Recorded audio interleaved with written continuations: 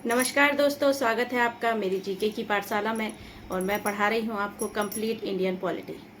तो दोस्तों, जैसे कि हमने पढ़ा था पॉलिटी में राष्ट्रपति के बारे में और राष्ट्रपति के महाभियोग के बारे में हमने अध्ययन किया था। और आज हम पढ़ेंगे उपराष्ट्रपति के बारे में। तो दोस्तों, आज का सुविचार क्या कहता है कि रख हौसला वह मंजर भी आएगा, रख हौसला वह मंजर भी आएगा, प्यासे के पास चलकर समंदर भी आएगा। थक कर ना बैठ ए मंजिल के मुसाफिर, थक कर ना बैठ ए मंजिल के मुसाफिर, मंजिल भी मिलेगी और मिलने का मजा भी आएगा। तो दोस्तों, हमें थक कर नहीं बैठना है, अपनी मेहनत को कंटिन्यू रखना है। वो कहते हैं ना, निरंतरता जिस कार्य में रहती है तो उसमें सफलता जरूर मिलती है। इसलिए निरंतर ही अपने कार्य को करते रहना है, तो हमें अपनी मंजिल भी जरूर मिलेगी और वो मज़ा भी आएगा अपनी मेहनत का। अपनी मेहनत का फल जब हमें मिलेगा तो उसका मज़ा ही कुछ और है ना दोस्तों। तो राष्ट्रपति के बारे में हमने पढ़ा था और राष्ट्रपति से संबंधित अनुच्छेद 61 तो हमने पढ़ लिया था ना महाभियोग के बारे में।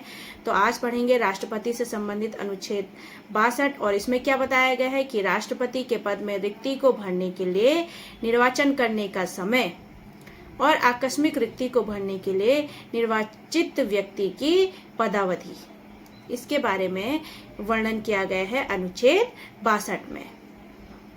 अब पढ़ते हैं हम उपराष्ट्रपति के बारे में। तो उपराष्ट्रपति के बारे में पहले ये बताइए कि उपराष्ट्रपति जो पद है ये कहाँ से लिया गया है। तो दोस्तों, ये पद जो है अमेरिका से लिया गया है।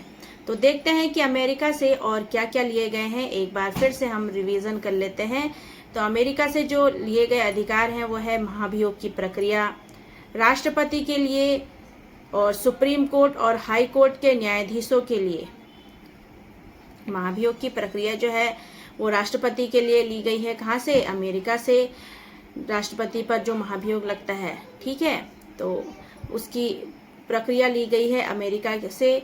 सुप्रीम कोर्ट और हाई कोर्ट के न्यायाधीशों को हटाने की प्रक्रिया एवं वित्तीय आपात, ये भी अमेरिका से लिए गए हैं। मौलिक अधिकार, न्यायपालिका की स्वतंत्रता और उपराष्ट्रपति का पद, न्यायिक पुनरावलोकन, संविधान की सर्वोच्चता। तो दोस्तों, ये सब जो लिए गए हैं अमेरिका के संविधान से लिए गए हैं। क्या क्या है? महाभियोग की प्रक्रिया, सुप्रीम कोर्ट और हाई कोर्ट के न्यायाधीशों को हटाने की प्रक्रिया एवं वित्तीय आपात, मौलिक अधिकार, न्यायपालिका की स्वतंत्रता और उपराष्ट्रपति का पद, न्यायिक पुनरावलोकन और संविधान की सर्वोच्चता। तो ये सभी कहाँ से लिए गए हैं? अमेरिका के संविधान से लिए गए हैं।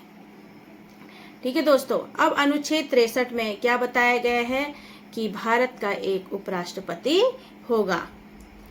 अनुच्छेद 64 में उपराष्ट्रपति राज्यसभा का पदेन सभापति होगा और इसके अंतर्गत क्या बताया गया है कि जो भी व्यक्ति उपराष्ट्रपति का पद धारण करेगा वह अपने आप ही राज्यसभा का सभापति बन जाता है। और जो अपने आप ही बनता है तो उसे ही कहते हैं पदेन।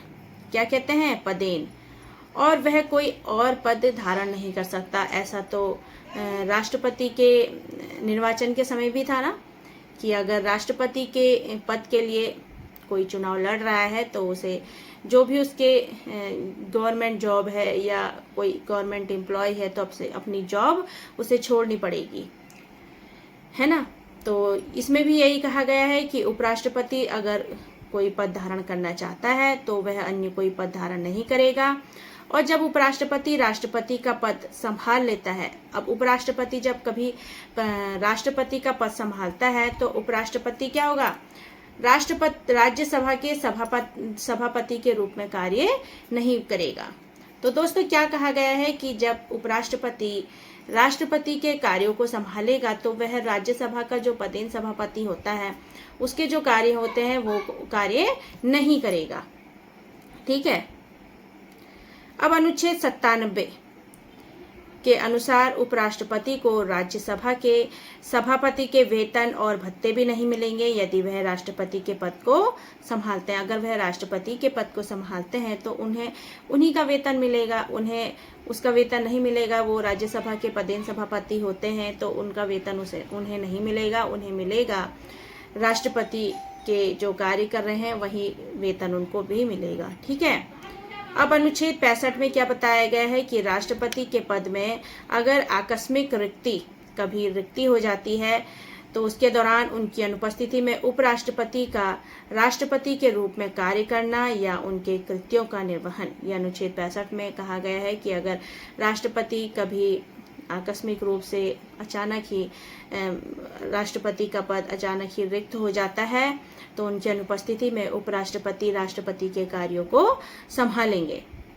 राष्ट्रपति की मृत्यु हो जाती है या वह पद त्याग देते हैं या पद से हटाए जाते हैं या अन्य भी कोई कारण होता है तो राष्ट्रपति के पद में जो रिक्ति है, राष्ट्रपति की पद की जो रिक्ति है, उसके कारण उपराष्ट्रपति उस तारीख तक राष्ट्रपति के रूप में कार्य करेगा जब तक कोई नया राष्ट्रपति निर्वाचित नहीं हो जाता। ठीक है, अपना पद ग्रहण नहीं कर लेता। अब दोस्तों, जब राष्ट्रपति अनुपस्थिति, बीमारी या अन्य किसी कारण से अपने कृत्यों का निर्वहन करने में असमर्थ है तब उपराष्ट्रपति उस तारीख तक राष्ट्रपति के कार्यों का निर्वहन करेगा जिस तारीख को राष्ट्रपति अपने कर्तव्यों को फिर से नहीं संभाल लेता है। मतलब अगर राष्ट्रपति कभी बीमार भी होता है, ज़्यादा सीरियस प्रॉब्लम में होता है, तब भी उपराष्ट्रपति जो है उनके कार्यों को संभालते हैं और तब तक संभालते हैं जब तक वह पूरी तरह से अपने कर्तव्यों को संभालने के क्या ना हो जाए, तैयार ना हो जाए, है ना, बीमारी से ठीक ना हो जाए, तब तक वह उनके कार्यों को करेंगे। राष्ट्रपति की सभी शक्तियां, भत्ते, विशेषाधिकार भी उपराष्ट्रपति को प्राप्त होते हैं। अगर वह कार्य करते हैं उनका तो उन्हें सारे वेतन भी मिलेंगे, शक्तियां भी मिलेंगी, भत्ते भी मिलेंगे। और वेतन और भत्तों के विशेष अधिकारों का वर्णन किसमें दिया गया है? दूसरी अनुसूची में दिया गया है। ठीक है, तो ये सब किसके अंतर्गत आता है दोस्तों? ये आता है अनुच्छेद 65 के अंतर्गत। किसके अंतर्गत? अनुच्छेद 65 के अंतर्गत ये सारे बातें आती हैं कि कभी आकस्मिक रूप से रिक्ति हो जाती है तब भी उपराष्ट्रपति उनके कार्यों को संभाल सकता है, राष्ट्रपति की मृत्यु हो जाती है, पद त्याग हो जाता है, पद से हटा दिया जाता है, तब भी वह राष्ट्रपति के कार्यों को संभालेंगे और अगर वे बीमार हो जाते हैं तब भी वह राष्ट्रपति के कार्यों को संभालेंगे। ठीक है। अनुच्छेद 66 में क्या कहा गया है? उपराष्ट्रपति का निर्वाचन।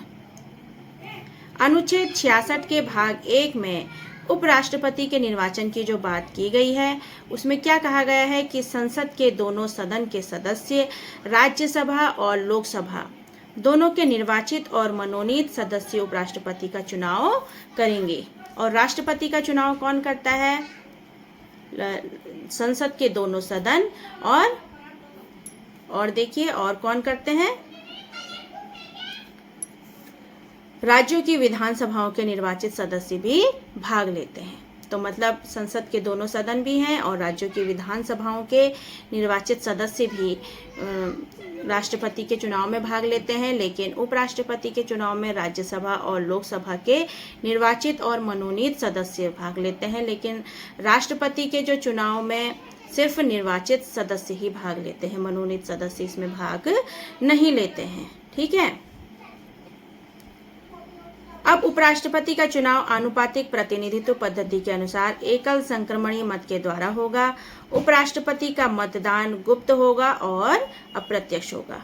तो दोस्तों, अप्रत्यक्ष जो चुनाव होता है और आनुपातिक प्रतिनिधित्व पद्धति के अनुसार एकल संक्रमणीय मत के द्वारा जो उपराष्ट्रपति का चुनाव होता है वैसा ही राष्ट्रपति का भी होता है।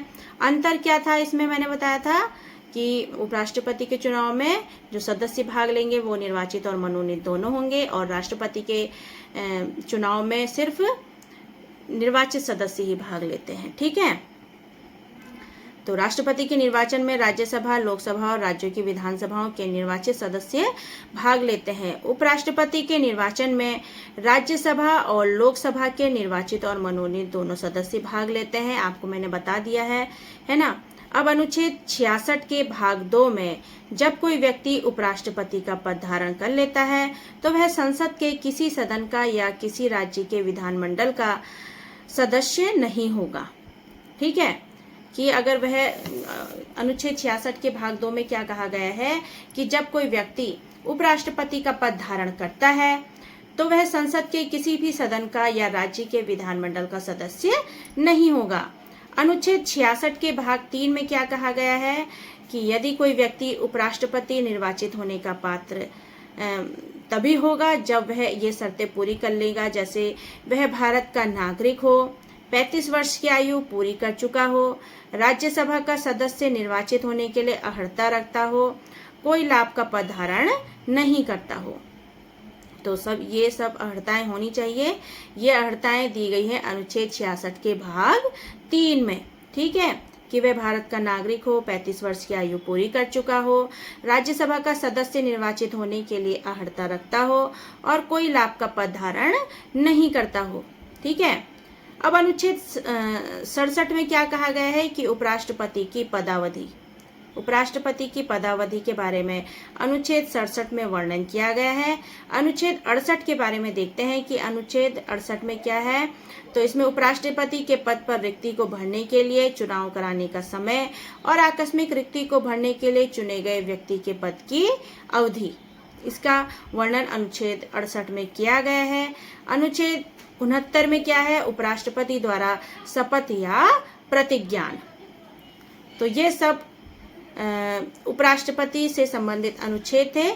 इनके बारे में कुछ मैंने आपको बता दिए हैं और कुछ मैं आपको डिटेल से अपनी अगली क्लास में बताऊंगी। एक बार फिर से अध्ययन कर लीजिए। देखिए क्या क्या है इसमें। अनुच्छेद 63 से भारत का एक उपराष्ट्रपति होगा। अनुच्छेद 64 में उपराष्ट्रपति राज्यसभा का पदेन सभापति होगा। ठीक है, अनुच्छेद 65 में राष्ट्रपति के पद में आकस्मिक रिक्ति के दौरान या उनकी अनुपस्थिति में उपराष्ट्रपति जो है राष्ट्रपति के कार्यों को संभालेंगे। ठीक है, अनुच्छेद 66 में उपराष्ट्रपति का निर्वाचन। अनुच्छेद 66 के भाग 1 में निर्वाचन की ही बात की गई है और कैसे हुआ है निर्वाचन मैंने आपको बता दिया है कि इसमें निर्वाचित और मनोनीत दोनों सदस्य भाग लेते हैं। ठीक है, भाग 2 में क्या है कि जब वह किसी उपराष्ट्रपति के पद को धारण कर लेता है तो वह संसद के किसी सदन का या किसी राज्य के विधानमंडल के किसी सदन का सदस्य नहीं होगा। और भाग 3 में क्या कहा गया है,